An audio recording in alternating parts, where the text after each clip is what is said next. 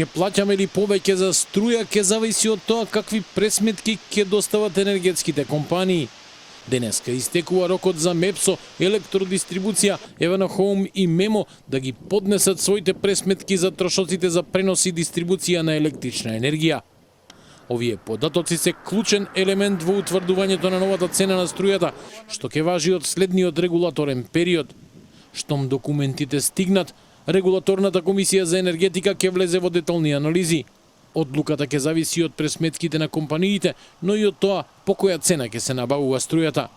Откако ќе ги добиеме документите од енергетските компании, Регулаторната комисија за енергетика ќе влезе во пресметки, сепак се ќе зависи од тоа по која цена ќе биде набавена струјата. Некаде пред крајот на годината ќе се знае новата цена на струјата.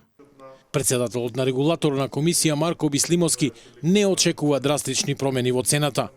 Сепак, некои надворешни фактори би можеле да влијаат на конечниот износ на фактурите.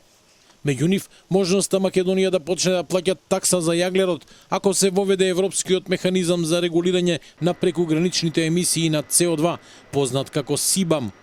Ако електричната енергија се произведува од јаглен, земјава ќе треба да плаќа дополнителни 70 до 80 евра по мегават час за увоз на таа струја или други производи со високи емисии. Друг клучен фактор ќе биде и цената по која ЕСМ ќе му ја продаде домашно произведената струја на Евенохоум, универзалниот снабдувач. Во моментов таа изнесува 62 евра за мегават час, но нов повик за понуда треба да се објави до крајот на годината.